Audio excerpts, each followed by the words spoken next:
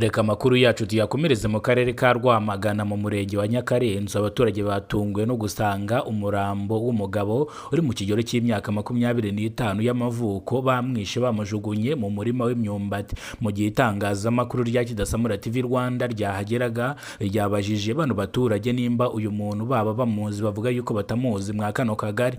Ni mu gihe ubugenzacyaha bwatangiye iperereza ku rupfu rwa nyakwigendera kugira ngo hamenyekane abishe nyakwigendera.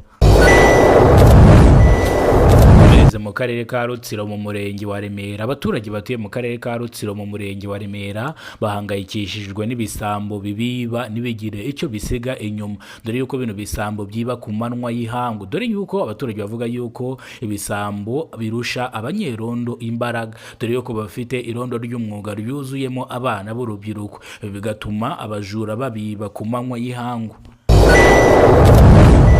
Reka amakuru yacu tuyakomereze mu gihugu cy'u Rwanda mu karere ka Huye mu murenge wa Matyazo. Umusore mu kigero cy'imyaka 35 y'amavuko yishe nyina umubyara w'imyaka 85 y'amavuko, dore yuko ngo umubyeyi yari yaramwimye isambu birangira amwivuganye kuri iki gicamunsi. Karere ka Gasabo mu murenge wa Mbandazi habereye amahano akomeye cyane. Umusore witwa Jean Claude Ndahimana yasambanyije inka ku iki gicamunsi ku itariki 14 z'ukwezi kwa 10 umwaka w'2025, dore yuko bamusanze ari ku nka arimo ayisambanya ndetse yatambikirije amaguru hejuru y'inka. Ni incamake y'amakuru nimba bwo bwa mbere ugeze ko no muyoboro wa Kidasamura TV Rwanda, kora subscribe ufungura inzogera kugira ngo uzajye ubasha kubona amakuru mu gihugu cy'u Rwanda kandi yizewe. Mu nyemerera amakuru yacu nyatangiriye mu karere ka Huye mu murenge wa Matyazo ahabereye ibiteye ubwoba byarijije abanyarwanda benshi cyane. Umusore mu kigero cy'imyaka 35 y'amavuko yishe nyina umubyara w'imyaka 85, dore yuko yamusizaga yuko yahaye abandi isambu we amwima isambu, byarangiye amwivuganye uno munsi ku itariki 4 z'ukwezi kwa 10 umwaka 2025. Abaturage bacyumva iyi nkuru bababaye kandi barahangayika, bavuga yuko uyu musore bakwiye kumujyana kumufunga bakamukatira urumukwiriye.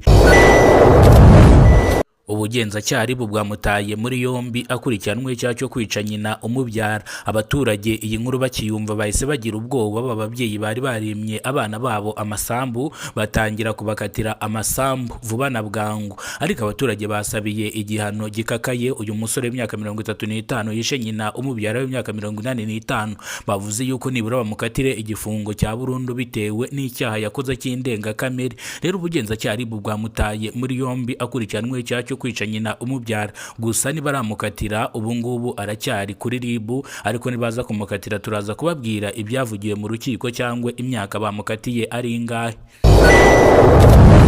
Reka amakuru yacu tuyakomereze mu karere ka Gasabo mu murenge wa Mbandazi ahabereye ibiteye ubwoba byarijije abanyarwanda benshi cyane. Umusore mu kigero cy'imyaka 35 y'amavuko bamufashe ari gusambanya inka ku mugaragaro, dore yuko uyu musore yari umushumba mwino famu.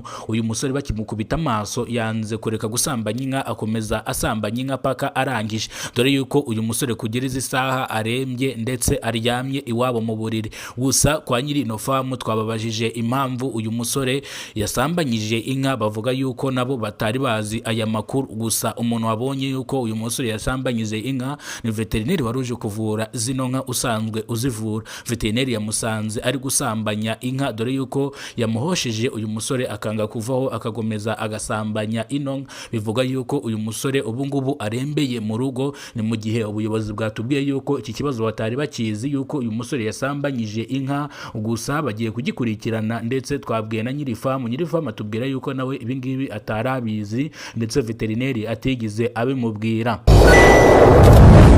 Munyemerera amakuru yacu tuyasubikire hano. Amakuru nakagaruka nimba rwo bwa mbere ugeze kubona umuyoboro wa Kidasamura TV Rwanda, kora subscribe ufungura inzogera kugira ngo uzajye ubasha kubona amakuru mu gihugu cy'u Rwanda kandi yezewe. Nimwari mu mwana makuru nitwa Kidasamura urw'inkorogoto bakora rugakonkoma. Murakoze cyane, Imana ibarinde ibahereze ubuzima buzira umuze.